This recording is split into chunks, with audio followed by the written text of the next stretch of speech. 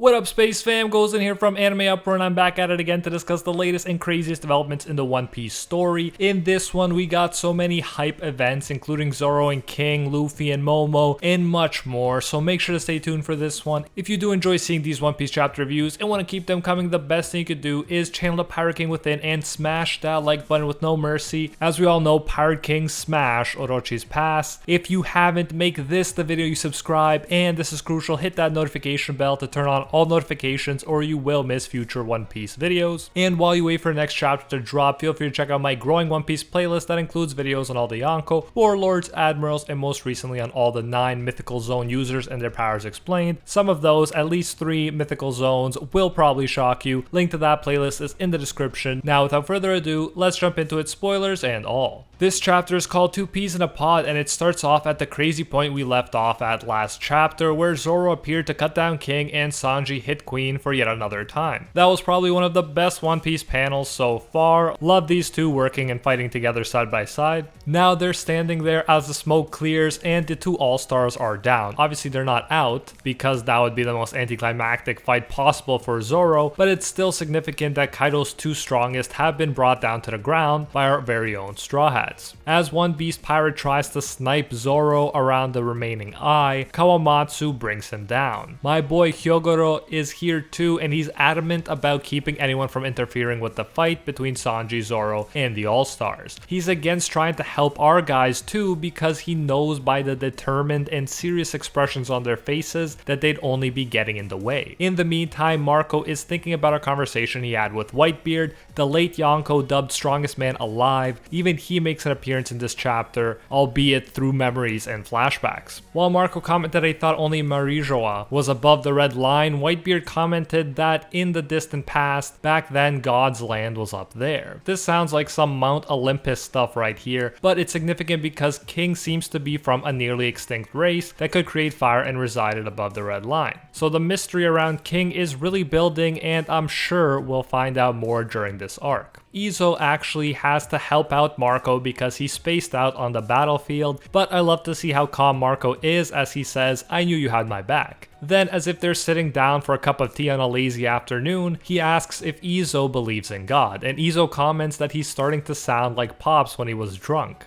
Love that detail and how Marco is starting to think more like Whitebeard, while in his youth he thought Whitebeard's talk was crazy talk. But in the myths and legends there is usually some truth, so dismissing them outright as young Marco did was, as we're starting to see, not necessarily the right move. As predicted, the Winged King and Dino Queen get up without issues, and Queen even says if they want to take the All-Stars down, they gotta try harder because that last attack didn't hurt at all, which is to be expected, but man, was that combo attack ever epic. And Queen says that the drought, plague, and wildfire are Kaido's calamities because of their unstoppable toughness. And that, including with Jack, seems to be the recurring theme with them. It's not like Jack, Queen, and even King are untouchable. People get some good hits on them, but they just keep coming back up again and again, and that seems to be why they're so dangerous. Sanji starts commenting to Zoro that since the second time using the raid suit, he seems kind of off and his body feels a little odd. A detail that's easy to gloss over but will no doubt be relevant as this fight progresses. Let me know your thoughts on what you think Sanji means and why he's feeling a bit off. King goes in to cut down Sanji, but Zoro comes to the rescue, blocking the giant sword and telling Sanji he owes him one. He doesn't get to have one over on Sanji for long though, because Sanji quickly returns the favor by kicking away Queen's attacking arm, proclaiming they're even now. Queen remembers that all of Judge's brats are enhanced, and Sanji's burning leg is an augmentation. Sanji answers that he's a regular human unlike his siblings, but Queen views this as an idiotic response, saying that what kind of human can burst into flames? It's not like he's a Lunarian, which is defined as an inhabitant of the moon. King looks over, suggesting he may be a Lunarian, and this is so crazy right now. Did Sanji actually get augmentations set in place that he didn't know about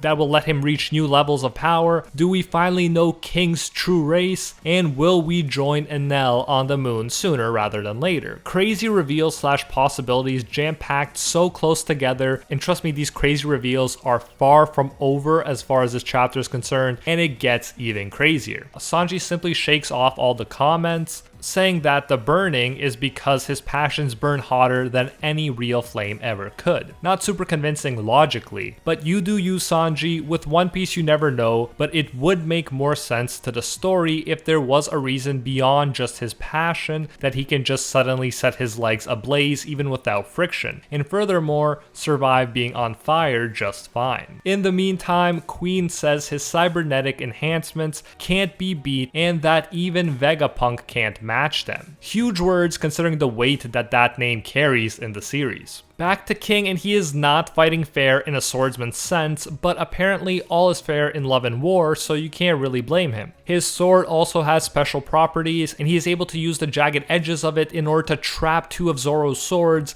and take them away. He then delivers a spiked knuckle sandwich, but Zoro manages to block it in pretty epic fashion with his mouth sword. Zoro seems to look down on this style of fighting, but King has a point when he says he never understood why people stick to traditional forms and techniques in real battle. And Zoro, being the boss he is, doesn't freak out but just says, yeah, you're right. You never claimed to be a swordsman, as he grabs his three blades again. And although Zoro is more geared towards that traditional school of swordsmanship, he gets what King is saying and says that even he, Zoro, may bite through King's throat because he can't afford to lose here. I love it. I love the commitment. I love the fact that he's willing to do whatever it takes. This is such a great matchup, and Zoro is finally going to be pushed hard, so hopefully we see everything he has to offer and more post time skip. Hoping to see that closed eye activate soon. Still expecting something to happen from that. Then it's pointed out by Hyogoro that Zoro looks exactly like the former daimyo of Ringo when he was young.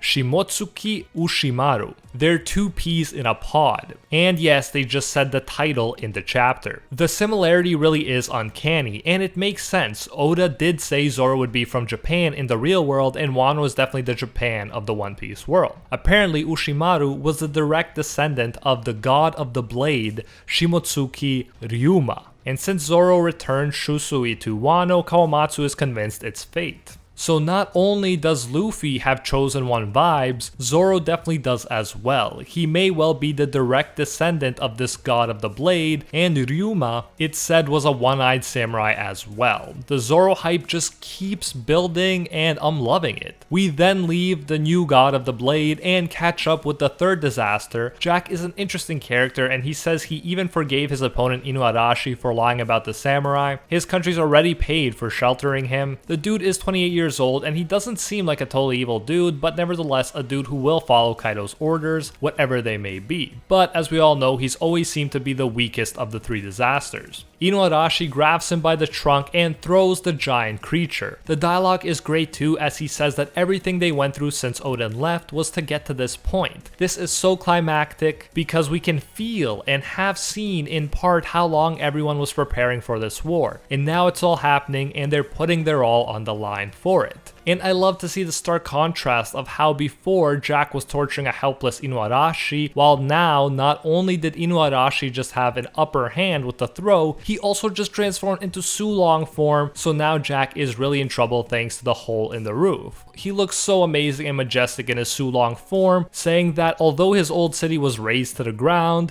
the dawn of the world is finally upon us. And all of this dawn of the world talk definitely makes this fight in particular feel like an epic. We then jump to Perospero, who gives Pedro the ultimate compliment by saying without him, Luffy and the others wouldn't have made it here, and the raid would have failed. Love to see Pedro's actions being shown some love so many chapters after his death. Love to see Pedro's actions being shown some love in the manga so many chapters after his death. Perospero is clearly not doing well, he's on the ground, and Nekomamushi just entered his Sulong form. I love it how he tells Pedro to pour a drink while he promises to take Perospero's life too. We see Raizo and Fukurokuju's fight briefly, and hilariously enough, Fuku is saying that everyone needs time to mature and that he can't understand how Raizo is serving a glorified child. I say hilarious because in the next few panels, we see that maturation has taken place, at least physically, thanks to Shinobu. Obviously, there is still the point to be made that, like Raizo said, mentally Momo will grow with Wano itself, but he definitely looks ready to be a leader now, at least physically. When Law's men see Momo's dragon form now, they straight up mistake him for Kaido. It's so crazy that little Momo now has the same intimidating presence, at least in his dragon form, as Kaido. Not only that,